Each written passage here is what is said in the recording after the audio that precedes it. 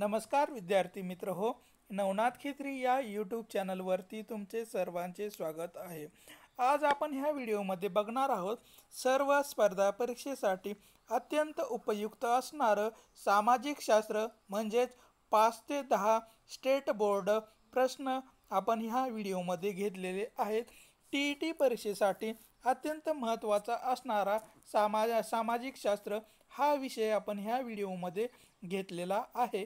मित्र हो, अशाच नवनवीन व्हिडिओसाठी नवनाथ खित्री या यूट्यूब चॅनलला सबस्क्राईब करा, लाईक करा, शेअर करा आणि कमेंट करायला विसरू नका.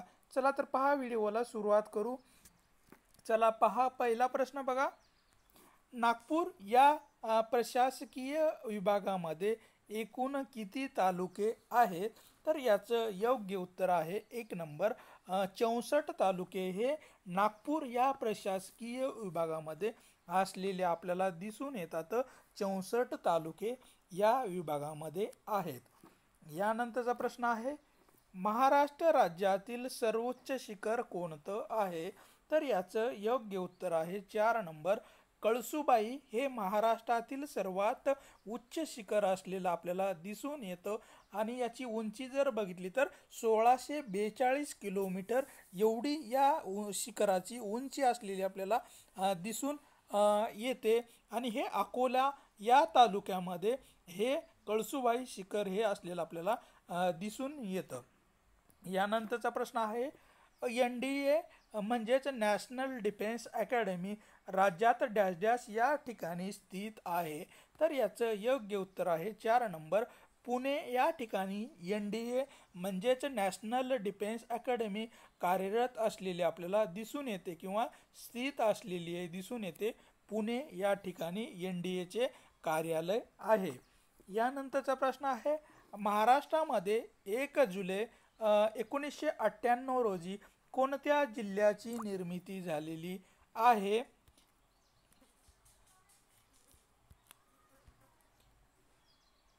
महाराष्ट्रामध्ये 1 जुलै 1998 रोजी कोणत्या जिल्ह्याची निर्मिती झालेली आहे?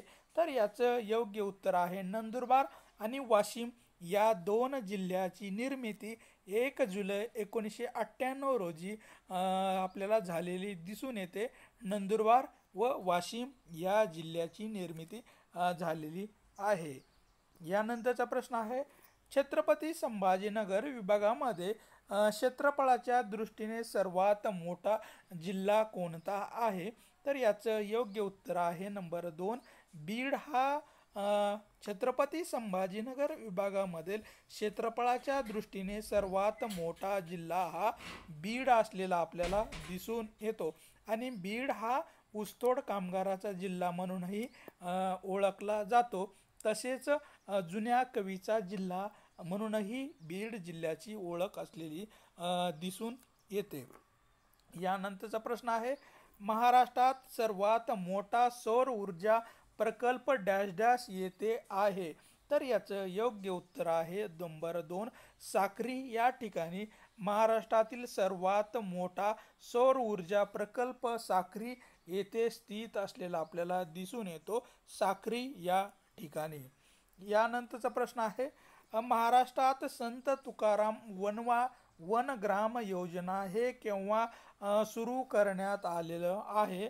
तर याचं योग्य उत्तर आहे 4 नंबर 26 नोव्हेंबर 2006 पासून महाराष्ट्रामध्ये संत तुकाराम वनग्राम योजना सुरू करण्यात आलेली आपल्याला दिसून येते.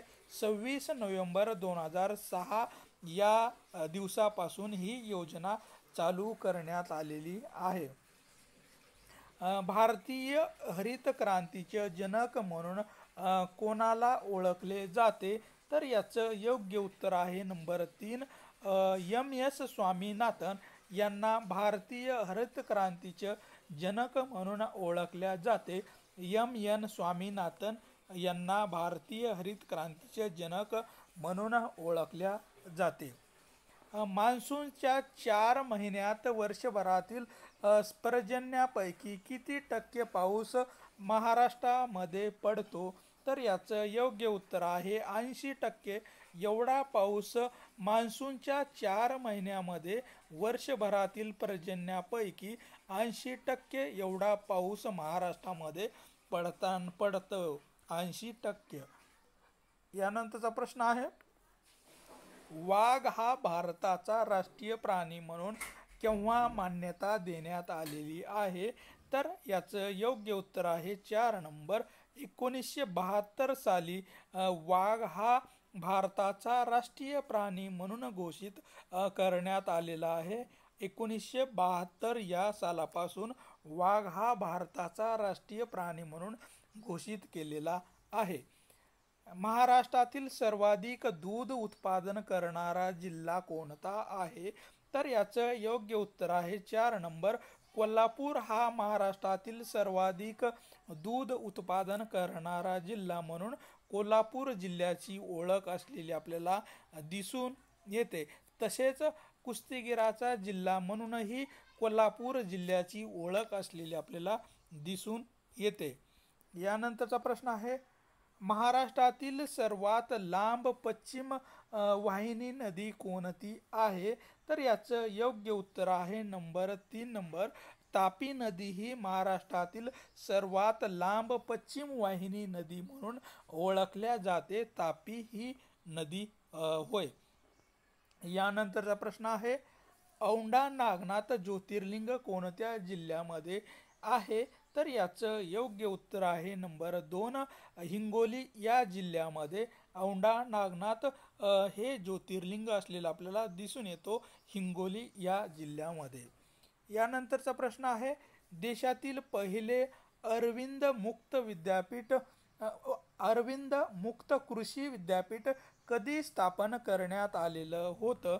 तर याचं योग्य उत्तर आहे 3 नंबर 2013 साली देशातील पहिले अरविंद मुक्त कृषी विद्यापीठ स्थापन करण्यात आलं होतं 2013 साली होय. यानंतरचा प्रश्न आहे, उत्तर सातपुडा पर्वत व दक्षिणेस सातमाळा अजिंठ्याच्या डोंगरांनी डॅश डॅश खोरे मर्यादित झालेले आहे? तर याचं योग्य उत्तर आहे तापी पूर्णा हे खोरे मर्यादित झालेलं आपल्याला दिसून येतो.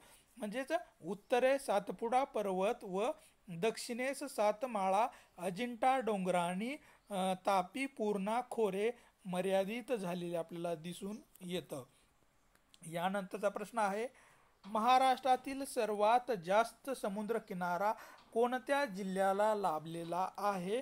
तर याचं योग्य उत्तर आहे 2 नंबर रत्नागिरी या जिल्ह्याला महाराष्ट्रातील सर्वात जास्त समुद्रकिनारा लाभलेला जिल्हा म्हणून ओळखला जातो. रत्नागिरी या जिल्ह्याला होय. यानंतरचा प्रश्न आहे, महाराष्ट्रात खालीलपैकी कोणत्या विभागात सर्वाधिक वने आहेत?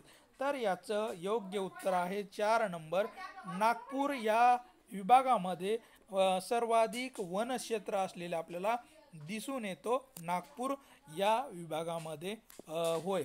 यानंतरचा प्रश्न आहे, चांगदेव, सुपनदेव, उपनदेव आणि नाझरदेव हे गरम पाण्याचे झरे कोणत्या जिल्ह्यामध्ये आहे? तर याचं योग्य उत्तर आहे 1 नंबर जळगाव या जिल्ह्यामध्ये चांगदेव, सुपनदेव, उपनदेव आणि नागरदेव हे गरम पाण्याचे झरे असलेले आपल्याला दिसून येतात जळगाव या जिल्ह्यामध्ये होय. यानंतरचा प्रश्न आहे, महाराष्ट्रात खालीलपैकी कोणत्या प्रदेशात सर्वाधिक प्रमाणामध्ये जैवविविधता आढळून येते? म्हणजे जैवविविधता म्हणजेच नैसर्गिक साधन संपत्ती होय. तर याचं योग्य उत्तर आहे पश्चिम घाटामध्ये महाराष्ट्रामध्ये सर्वाधिक प्रमाणामध्ये जैवविविधता आढळताना दिसून येते पश्चिम घाटामध्ये होय. यानंतरचा प्रश्न आहे, खालीलपैकी कोणत्या नदीचा उगम महाबळेश्वर या ठिकाणी होतो? तर याचं योग्य उत्तर आहे 4 नंबर वरील सर्व म्हणजेच कृष्णा नदी, कोयना नदी व सावित्री नदी या तीनही नदीचा उगम हे महाबळेश्वर या ठिकाणी होताना आपल्याला दिसून येतो। कृष्णा नदी, कोयना नदी व सावित्री नदीचा उगम हे महाबळेश्वर या ठिकाणी होताना दिसून येतो। राष्ट्रीय महिला शेतकरी दिन कधी साजरा केला जातो? तर याचं योग्य उत्तर आहे नंबर 2, 15 ऑक्टोबर हा दिवस राष्ट्रीय महिला शेतकरी दिन म्हणून साजरा केला जातो। 15 ऑक्टोबर हा दिवस होय। यानंतरचा प्रश्न आहे, क्षेत्रफळाच्या दृष्टीने महाराष्ट्रातील सर्वात लहान प्रशासकीय विभाग कोणता आहे? तर याचं योग्य उत्तर आहे 1 नंबर, कोकण हा क्षेत्रफळाच्या दृष्टीने महाराष्ट्रातील सर्वात लहान प्रशासकीय विभाग असलेला आपल्याला दिसून येतो।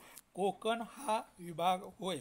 यानंतरचा प्रश्न आहे, गाळाच्या मृदेचे प्रमाण खालीलपैकी कोणत्या खोऱ्यात सर्वात जास्त आहे? तर याचं योग्य उत्तर आहे 4 नंबर, तापी नदी खोऱ्यामध्ये गाळाच्या मृदेचे प्रमाण सर्वाधिक असलेले आपल्याला दिसून येते। तापी नदी खोऱ्यामध्ये गाळाच्या मृदेचे प्रमाण सर्वाधिक असलेलं दिसून येतो। तापी नदी खोरे होय। महाराष्ट्र पठाराने महाराष्ट्राचा किती टक्के भाग व्यापून घेतलेला आहे? तर याचं योग्य उत्तर आहे 4 नंबर, 90% एवढं महाराष्ट्र पठाराने महाराष्ट्राचा 90% भाग व्यापून घेतलेला आहे। महाराष्ट्र पठाराने महाराष्ट्राचा 90% भाग व्यापून घेतलेला आहे, 90% होय। अतिपर्जन्याच्या प्रदेशात खालीलपैकी कोणती मृदा आढळून येते? तर याचं योग्य उत्तर आहे 4 नंबर, जांभी मृदा ही अतिपर्जन्याच्या प्रदेशामध्ये मोठ्या प्रमाणामध्ये आढळून येताना दिसून येते, जांभी मृदा होय। यानंतरचा प्रश्न आहे, क्षेत्रफळाच्या दृष्टीने डॅश डॅश सर्वात लहान व डॅश डॅश सर्वात मोठा जिल्हा आहे? तर याचं योग्य उत्तर आहे 4 नंबर, मुंबई शहर आणि अहिल्यानगर हे 2 जिल्हे आपल्याला दिसून येतात। क्षेत्रफळाच्या दृष्टीने सर्वात लहान जिल्हा हा मुंबई शहर हे सर्वात लहान जिल्हा आहे व सर्वात मोठा जिल्हा हे अहिल्यानगर जिल्हा असलेला आपल्याला दिसून येतो क्षेत्रफळाच्या दृष्टीने होय। यानंतरचा प्रश्न आहे, महाराष्ट्राच्या वायव्येस खंभातच्या आखातात मुंबई हाय येथे खजिन तेलाचा साठा डॅश डॅश साली सापडला आहे? तर याचं योग्य उत्तर आहे 4 नंबर, 1973 साली महाराष्ट्राच्या वायव्य खंभातच्या आखातात मुंबई हाय येथे खनिज तेलाचा साठा 1973 साली सापडलेला दिसून येतो, 1973 साली होय। महाराष्ट्रात हिमरू शालीचे उत्पादन कोणत्या शहरामध्ये केले जाते? तर याचं योग्य उत्तर आहे नंबर 2, छत्रपती संभाजीनगर या शहरामध्ये महाराष्ट्रातील सर्वात जास्त हिमरू शालीचे उत्पादन केले जाते, छत्रपती संभाजीनगर या जिल्ह्यामध्ये। यानंतरचा प्रश्न आहे, महाराष्ट्रातील 52 दरवाजाचे शहर म्हणून कोणत्या शहराची ओळख आहे? तर याचं योग्य उत्तर आहे नंबर 2, छत्रपती संभाजीनगर म्हणजेच औरंगाबाद या शहराला 52 दरवाजाचे शहर म्हणून ओळखल्या जाते, छत्रपती संभाजीनगर म्हणजेच औरंगाबाद होय।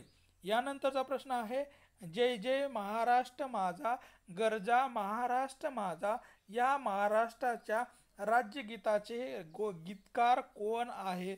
तर याचं योग्य उत्तर आहे 4 नंबर, राजा बडे हे जय जय महाराष्ट्र माझा गरजा महाराष्ट्र माझा या महाराष्ट्र गीताचे गीतकार असलेले आपल्याला दिसून येतात, राजा बडे हे होय।